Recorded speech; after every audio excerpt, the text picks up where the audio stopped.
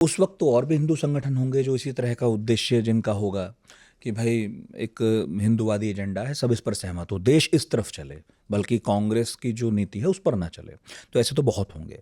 क्या आरएसएस की सफलता में एक बड़ा फैक्टर ये भी है कि वो उन बहुत सारे संगठनों के मुकाबले इस मामले में ज़्यादा उदार है, कि वो ये कह रहा है कि आप सब खुद को हिंदू कह सकते हैं क्योंकि आप सिंधु के क्षेत्र में रह रहे हैं, सब सिंधु आपके हिसाब से, सावरकर जो आपने देखिए बताया। ये सब बातें उतनी कोई मतलब कैटेगोरिकली तो नहीं कही गई थी उस समय आरएसएस के बारे में, जो मैं कह रहा था पहले कि कोई इतना बड़ा पावरफुल ऑर्गेनाइजेशन तो था नहीं, छोटा मोटा एक ऑर्गेनाइजेशन था, ठीक है, मतलब काफ़ी आज़ादी के समय तक काफ़ी और राज्यों में फैल गया, ठीक ठाक अच्छा प्रेजेंस है, आपको सिंध में भी देखने को मिलेंगे, वहाँ के नौजवानों में भी देखने को मिलेंगे।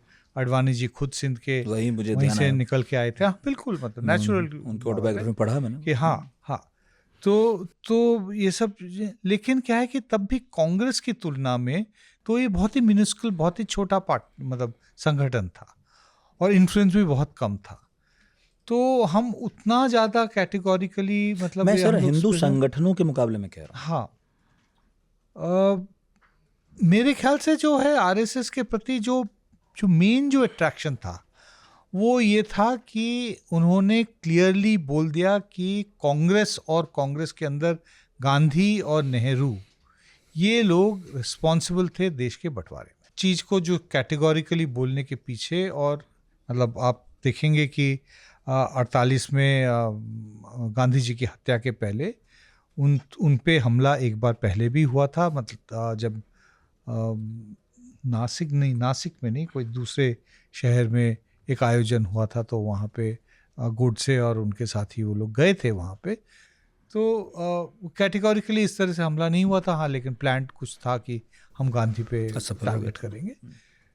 तो ये सब चीज़ें तो एंटी कांग्रेसिज्म की वजह से और वो एंटी गांधी ये बातें तो हिंदू महासभा ने भी कही थी, उसका पराभव हो गया। हिंदू महासभा राजनीति में, चुनावी राजनीति में उलझी हुई थी, चुनावी राजनीति में वो लोग सक्सेसफुल नहीं हो पाए, इसलिए वो इसीलिए उसके पीछे उनके पीछे आगे कोई फ्यूचर नहीं राम दिख रहा राज्य था। परिषद, राम राज्य परिषद बहुत ही लिमिटेड थी, मतलब उनका प्रेजेंस भी बहुत ही कम इलाकों में था, और यूपी के कुछ एरियाज में था थोड़ा बहुत, उधर उत्तर अभिनव भारत संस्था भी थी, मेरा ख्याल अनुशीलन वाले भी काम कर रहे थे। हाँ, काफी दिनों तक अनुशीलन तो खैर बहुत पहले बंगाल से शुरू हुई थी 1890 के सर, किसी ने इतना जोर क्यों नहीं पकड़ा? आरएसएस ने कैसे पकड़ लिया फिर?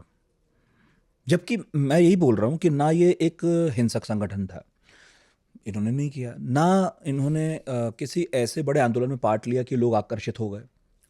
तीसरा, आप खुद कह रहे हैं कि बहुत सारे लोग 80 में जान पाए हेडगेवार कौन थे, तो ऐसा कोई बड़ा चेहरा नहीं था। मेरे ख्याल से मूल कारण था कि इनका जो शाखा का जो कॉन्सेप्ट था वो एक डे टू डे टच में रहने का एक इंस्ट्रूमेंट बन गया, जो कांग्रेस के भी शुरू में नहीं होता था। कांग्रेस का भी संगठन में नेटवर्क उस तरह से नहीं था ये, लेकिन राष्ट्रीय स्वयंसेवक संघ में देखने को मिलता है जब से इन्होंने संगठन बनाया तब से शाखा पे जोर रहा है कि चाहे 5 लोग ही हों, लेकिन हम रोज सुबह एक पर्टिकुलर टाइम के लिए मिलेंगे।